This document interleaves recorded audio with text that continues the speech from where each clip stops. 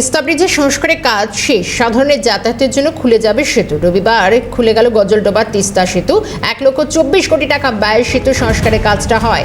তিস্তা ব্রিজে দীর্ঘদিন ধরে একটা সংস্কারের কাজ চলছিল, প্রায় ভগ্ন অবস্থায় পড়েছিল এই ব্রিজ এবং খুব গুরুত্বপূর্ণ যোগাযোগ রক্ষাকারী তিস্তা ব্রিজের সঙ্গে যোগাযোগ এবং এটা সাধারণের যাতায়াতের জন্য খুব গুরুত্বপূর্ণ বলেই এর সংস্কারে বিশেষ করে জোর দেওয়া হচ্ছে। রবিবার এবং গজলডোবার এই তিস্তা সেতু সংস্কারের কাজ প্রায় শেষ।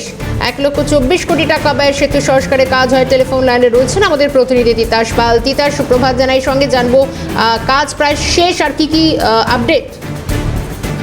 দেখো, এটা এই পুজোর মুখে কিন্তু উত্তরবঙ্গবাসীদের জন্য সুখবর বলা যেতে পারে যে তিস্তা সেতু খুলে দেওয়া হয়েছে। রবিবার থেকে কিন্তু সেখানে স্বাভাবিকভাবে যান চলাচল যাতে করতে পারে সেই ব্যবস্থা করা হয়েছে এবং যেটা বলা যে এই সেতু সংস্কারের জন্য কিন্তু প্রায় 140 দিনের জন্য সেতুর উপর যানবাহন চলাচলের নিষেধাজ্ঞা জারি করা হয়েছিল, কিন্তু নির্দিষ্ট সময়ের আগেই কিন্তু প্রায় 1,24 লক্ষ টাকা ব্যয়ে সেতু সংস্কারের কাজ শেষ হয়ে যায় এবং তারপরে কিন্তু বিশেষজ্ঞরা পরীক্ষা করে দেখার পর সবুজ সংকেত দেন। এরপরে কিন্তু তিস্তা সেতু খুলে দেওয়া হয়।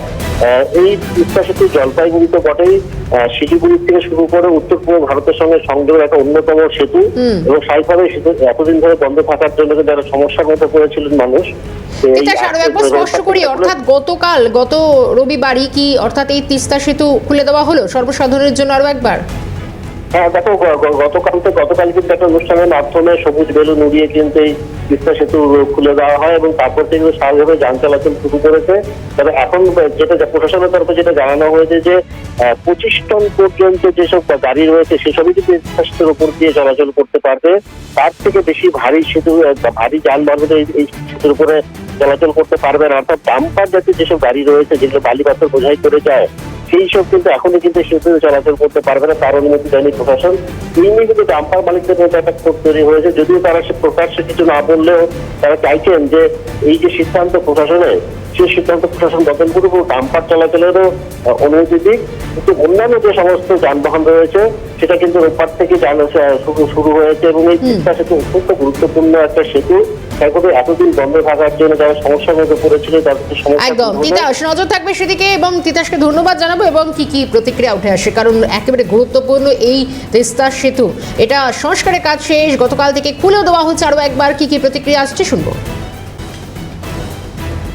জানেন, আমাদের যে তিস্তা ব্রিজ আছে, এই তিস্তা ব্রিজে আমরা দেখছি ওইদিকে অনেক রাস্তার কাজ হচ্ছে, তো সুতরাং ওইখানে গেলে অনেক জামের মধ্যে পড়তে হয়, যার ফলে কিন্তু এই ব্রিজ হওয়াতে আমাদের অনেক যে জামের ব্যাপার আমরা অনেক সেটা সুবিধা হবে এখানের মানুষের জন্য।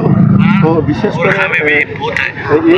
এই ব্রিজের জন্য মাননীয় মুখ্যমন্ত্রী মমতা বন্দ্যোপাধ্যায় এখানে আমাদের চিফ সেক্রেটারিকে পাঠিয়েছিলেন, আমাদের এইখানের চেয়ারম্যান আমাদের খগের স্যার রায় মহাশয় আছেন, আমাদের জেলা সভানেত্রী মহাগোপ মহাশয় আছেন,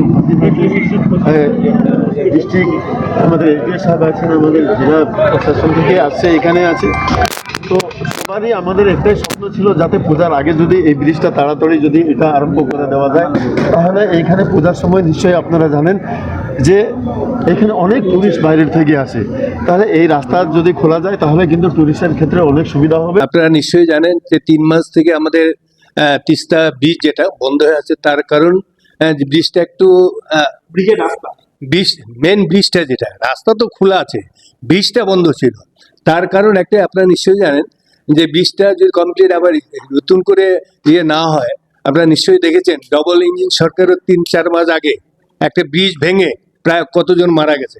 কিন্তু আমাদের পশ্চিমবাংলার মুখ্যমন্ত্রী মাননীয় মমতা ব্যানার্জি চায় না কোনো ব্রিজ ভেঙে বা কোনো ভেঙে মানুষ মারা যাক। তার জন্য কিন্তু ব্রিজটা নতুন করে সারানোর যেটা 3 মাস আগে শুরু হয়েছে, মোটামুটি 3 মাসের মধ্যে আজকে কমপ্লিট হয়ে গেছে। আজকে সাধারণ মানুষের জন্য আজকে নিশ্চয়ই আপনারা জানেন যে উদলাবাড়ি, মালবাজার, লাটাগুড়ির মানুষ শিলিগুড়ি যেতে পারে না। আজকে শিলিগুড়ি জলপাইগুড়ির মানুষ এই ব্রিজ পার হয়ে যেতে পারতাম না, আমরা যেতাম সেই দমনি হয়ে, দমনি ময়নাগুড়ি ওদিক দিয়ে আমরা যেতাম। কি যে অসুবিধা হতো, তাই সত্যি আজকে আনন্দের বিষয়।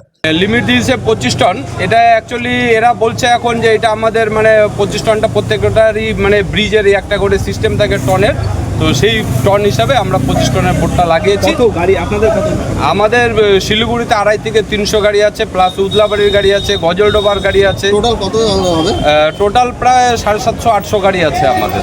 আপনি মানে আর কি এর উপরে পোস্টে রয়েছে? নির্ভরশীল আমাদের শিলিগুড়ির সমস্ত শ্রমজীবী মানুষ যারা আছে তারাও এর উপরে নির্ভরশীল, কেননা বালি পাথরই হচ্ছে মেন।